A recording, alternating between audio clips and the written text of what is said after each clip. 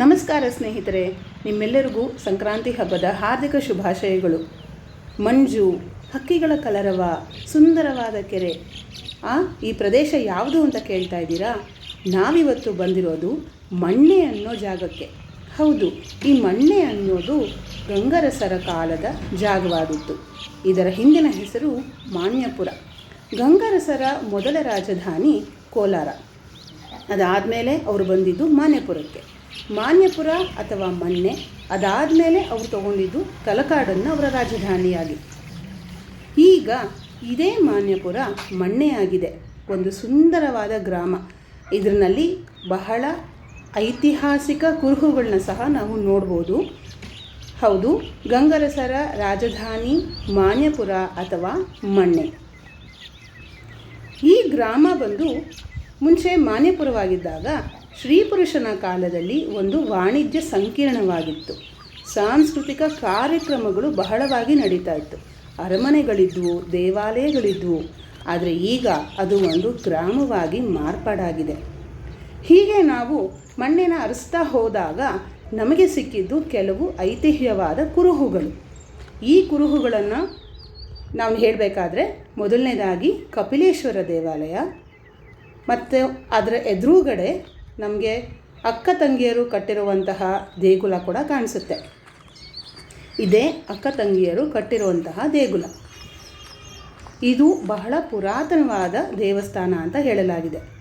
ಇಲ್ಲಿ ನಾವು ನೋಡ್ತಾ ಇರೋದು ಸಪ್ತಮಾತೃಕೆಯರ ವಿಗ್ರಹಗಳು. ಈ ಮೂರರ ಬಗ್ಗೆ ನಾನು ಮುಂದಿನ ಭಾಗದಲ್ಲಿ ತಿಳಿಸ್ಕೊಡ್ತೇನೆ. ಮೊದಲನೇದಾಗಿ ನಾವು ಹೋಗಿದ್ದು ರತ್ನಪುರಿ ಶ್ರೀ ಸೋಮೇಶ್ವರ ಸ್ವಾಮಿ ದೇವಾಲಯಕ್ಕೆ. ಈ ದೇವಾಲಯದ ಮಹಾದ್ವಾರವನ್ನು ನಾವು ಪ್ರವೇಶ ಮಾಡ್ತಾ ಇದ್ದ ಹಾಗೇ ಅದೇನೋ ಒಂಥರ ರೋಮಾಂಚನ. ಯಾಕೆ ಅಂತ ಹೇಳಿದ್ರೆ ಈ ದೇವರು ಬಂದು ಬಹಳ ಪ್ರಸಿದ್ಧಿಯನ್ನು ಹೊಂದಿದೆ, ಬಹಳ ಪವಾಡಗಳು ಸಹ ಆಗಿದೆ ಅಂತ ಹೇಳ್ತಾರೆ. ಇದು ಪುರಾತನವಾದ ದೇವಾಲಯ ಅಂತ ಕೆಲವು ಶಿಲಾಶಾಸನಗಳಲ್ಲಿ ಸಹ ಬರೆದಿದ್ದಾರೆ. ಈ ದೇವಾಲಯವನ್ನು ಪ್ರವೇಶ ಮಾಡ್ತಾ ಇದ್ದ ಹಾಗೆ ನಮ್ಮ ಕಣ್ಣಿಗೆ ಕಾಣಿಸಿದ್ದು ಒಂದು ಸುಂದರವಾದ ವೃಕ್ಷ. ಅದನ್ನು ನೋಡ್ತಾ ಇದ್ದ ಹಾಗೆ ಗೊತ್ತಾಯಿತು ಅದು ತುಂಬ ಹಳೆಯ ವೃಕ್ಷ ಅಂತ. ದೇವಸ್ಥಾನದ ಬಗ್ಗೆ ಮತ್ತು ದೇವರ ಬಗ್ಗೆ ಕೇಳೋಣ ಈಗ ಅರ್ಚಕರಾದ ಉಮೇಶ್ ಅವರ ಬಾಯಿಂದ. ಈ ಸೋಮೇಶ್ವರ ದೇವಾಲಯದ ಮುಂಭಾಗದಲ್ಲಿ ಒಂದು ಹಿಪ್ಪೆ ಮರ ಇದೆ ನೋಡಿ. ಇದೇ ಹಿಪ್ಪೆ ಮರ. ಈ ಹಿಪ್ಪೆ ಮರ ಸುಮಾರು 800 ವರ್ಷಗಳು, ಸುಮಾರು 600ರಿಂದ 800 ವರ್ಷಗಳ ಹಿಂದೆ ಇದು ಹುಟ್ಟಿತ್ತು. ಅವಾಗ ರಾಜರ ಕಾಲದಲ್ಲಿ ಹಾಕಿರೋದು ಅದು. ಈಗಲೂ ಅದು ಏನೂ ಆಗಿಲ್ಲ ನೋಡಿ. ಅದೇ ಭದ್ರ ಮತ್ತೆ ಅದೇ ಇದಾಗಿದೆ. ಯಾವ ಬೇರ್ಗಳು ಸಹ ಏನೂ ಆಗಿಲ್ಲ, ಕ್ಲೀನಾಗಿದೆ. ಇದನ್ನು ನಾವು ಆಲ್ಟ್ರೇಷನ್ ಮಾಡಿಸಿ ಒಂದು ಗ್ರಾನೈಟ್ ಆಗಿ ಭಕ್ತಾದಿಗಳು ಬಂದು ಕೂತ್ಕೊಂಡಂಗೆ ಮಾಡ್ತಾ ಇದ್ದೀವಿ ಈಗ. ಸೋಮೇಶ್ವರ ಸ್ವಾಮಿಯವರ ದೇವಾಲಯವು ಮಣ್ಣೆ ಅಥವಾ ಮಾನ್ಯಪುರ ಗ್ರಾಮದ ಇಲ್ಲಿ ಇದು ಅದು ಪ್ರಸಿದ್ಧಿಯಾಗಿ ಐಕ್ಯವಾಗಿರುವಂಥ ಒಂದು ಕಥೆ ಇದೆ. ಇಲ್ಲಿ ಶ್ರೀ ಸೋಮೇಶ್ವರ ಸ್ವಾಮಿ ನೆಲಮಂಗಲ ತಾಲೂಕು, ಬೆಂಗಳೂರು ಗ್ರಾಮಾಂತರ ಜಿಲ್ಲೆ, ಮಣ್ಣೆ ಅಥವಾ ಮಾನ್ಯಪುರ ಗ್ರಾಮದಲ್ಲಿ ಈ ಸೋಮೇಶ್ವರ ಸ್ವಾಮಿಯು ಪ್ರತಿಷ್ಠಾಪನೆ ಆಗಿರ್ತದೆ. ಮತ್ತು ಇನ್ನೊಂದು ಏನಂದರೆ, ಹಿಂದಿನ ಕಾಲದಲ್ಲಿ ಗಂಗರಸರ ಕಾಲದಲ್ಲಿ ಇದು ಉದ್ಭವ ದೇವರು. ಗಂಗರಸರ ಕಾಲದಲ್ಲಿ ಇದು ಉದ್ಭವ ದೇವರಾಗಿದ್ದು ಹಿಂದೆ ಸ್ಫಟಿಕ ರೂಪದಲ್ಲಿ ಇತ್ತು. ಇದು ಹಿಂದೆ ಸ್ಫಟಿಕದ ರೂಪದಲ್ಲಿ ಅಂದರೆ ಯಾವುದೇ ಒಬ್ಬ ಮನುಷ್ಯ ಆಗ್ಬೋದು, ಯಾವುದೇ ಒಂದು ಇದಾಗ್ಬೋದು, ಅವನ ಮುಂದೆ ನಿಂತಾಗ ಅದು ಒಂದು ಗ್ಲಾಸ್ ಅಂದರೆ ಕನ್ನಡಿ ಇದ್ದ ಹಾಗೆ ಆ ಪ್ರತಿಬಿಂಬ ಅಲ್ಲಿ ಕಾಣದು.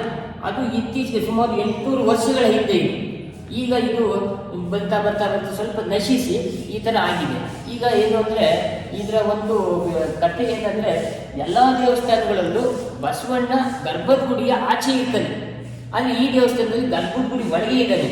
ಮತ್ತು ಇನ್ನೊಂದು ಏನಂದರೆ, ಈ ಸೋಮೇಶ್ವರ ಕ್ವಾನಬಟ್ಲಿಗೆ ಬಸವೇಶ್ವರ ಇಷ್ಟು 3 ಬೆಟ್ಟು ಮಾತ್ರ ಇದೆ.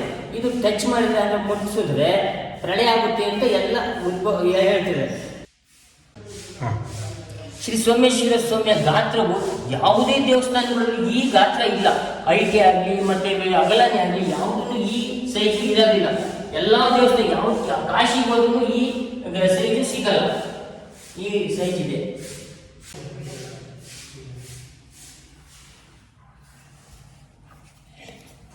ನೋಡಿ, ಈ ಜಾಗ ಶ್ರೀ ಸೋಮೇಶ್ವರ ಸ್ವಾಮಿ ಪಾನ್ಪಟ್ಲಿ ಇದೆಯಲ್ಲ, ಈ ಜಾಗದಲ್ಲಿ ಒಂದು ಸೀಲ್ ಬಿಟ್ಟು ಗುರುತಿದೆ. ಏನ್ ಗುರುತಿದೆ ಅಂತಂದ್ರೆ, ಇದು ಚಿತ್ರಶೇಖರ ಮತ್ತೆ ಸೋಮಶೇಖರ ಅಂತ ಇಬ್ಬರು ಭಕ್ತರುಗಳು ಬೆಂಕಿ ಮಳೆ ಬಂದಾಗ ಇಬ್ಬರು ಸ್ವಾಮಿನ ಶಿವಲಿಂಗನ ಅದು ಹಬ್ಕೊಂಡ್ರಂತೆ. ಆ ಹಾಕೊಂಡಾಗ ಸ್ವಾಮಿ ಏನ್ ಮಾಡ್ದ, ಇಲ್ಲಿ ಮತ್ತೆ ಸೀಲ್ ಮಾಡ್ಕೊಂಡ. ಈ ಸೀಲ್ ಆಗ್ಬಿಟ್ಟು ಸ್ವಾಮಿನ ಅವ್ರನ್ನ ಐಕ್ಯ ಮಾಡ್ಕೊಂಡ, ಅವ್ರ ಒಳಗೆ ಐಕ್ಯ ಮಾಡ್ಕೊಂಡ.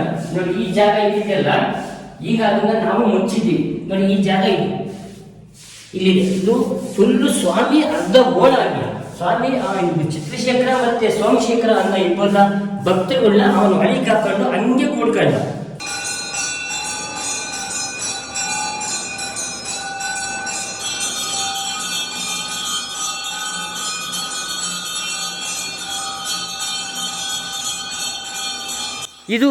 ಈ ದೇವಸ್ಥಾನದ ಇನ್ನೊಂದು ವಿಶೇಷತೆ ಏನಂದರೆ, ಶ್ರೀ ಸ್ವಾಮಿಯ ಸೇವೆಗೆ ಭಕ್ತರುಗಳು ಬರ್ತಾರಲ್ಲ, ಅವರ ಕಷ್ಟ ಏನೇ ಇರಲಿ, ಒಂದು ಮಕ್ಕಳಾಗದೇ ಇರಬಹುದು ಅಥವಾ ಅವ್ರ ಕಷ್ಟ ಇರ್ಬೋದು, ಮತ್ತು ಕೋರ್ಟ್ ಇರ್ಬೋದು, ಯಾವುದೇ ಒಂದು ಕಷ್ಟದಲ್ಲಿ ಬಂದು ಸ್ವಾಮಿನ ಒಂದು ಹೂವು ಕೇಳ್ತಾನೆ.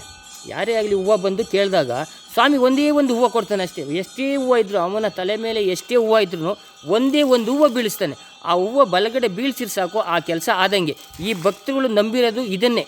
ಯಾವುದೇ ಇದಕ್ಕೋದ್ರೂ ನಮ್ಮ ಸೋಮೇಶ್ವರ ದೇವಸ್ಥಾನದಲ್ಲಿ ಒಂದೇ ಒಂದು ಹೂವು ಕೆಳಗೆ ಬಿದ್ದಾಗ ಆ ಕೆಲಸ ಆಯಿತು ಅಂತ. ಮತ್ತು ಹಿಂದೆ ಒಬ್ಬರು ಈ ತ್ಯಾಮ್ಗೊಂಡಲ್ಲಿ ಒಬ್ಬರು ಶೆಟ್ರಿದ್ರು. ಆ ಶೆಟ್ರು ಏನು ಮಾಡಿದ್ರು, ಕಣ್ಣು ಕಳ್ಕೊಂಬಿಟ್ಟಿದ್ರು. ಸ್ವಾಮಿಗೆ ಅಮಾವಾಸ್ಯೆ ಮತ್ತು ಪೌರ್ಣಮಿ ಒಳಗೆ ಬಂದು ಸುಮಾರು 1 ವರ್ಷಗಳ ಕಾಲ, ಅಮಾವಾಸ್ಯೆ ಪೌರ್ಣಮಿ 2 ದಿನಗಳು ಬಂದು ಪೂಜೆ ಮಾಡಿಸ್ಕೊಂಡು ಹೋಗ್ತಾರೆ. ಕ್ಲೀನಾಗಿ ಕಣ್ಣು ಬಂತು ಅವ್ರಿಗೆ. ಅವರು ಇವತ್ತು ಬಂದು ಸ್ವಾಮಿ ಒಳ್ಳೇದು ಮಾಡಿದೆ ಅಂತ ಕೈ ಮುಗಿದು ಪೂಜೆ ಮಾಡಿಸ್ಕೊಂಡು ಹೋಗ್ತಾರೆ. ಮತ್ತು ಎಲ್ಲ ಭಕ್ತರುಗಳು ಇಲ್ಲಿ ಬಂದು ಸ್ವಾಮಿಯ ನೋಡ್ಕೊಂಡು ಸ್ವಾಮಿಯ ಸೇವೆ ಮಾಡಿ ಹೋಗಬೇಕು ಅಂತ ನಾನು ಕಳಕಳಿಯ ಪ್ರಾರ್ಥನೆ.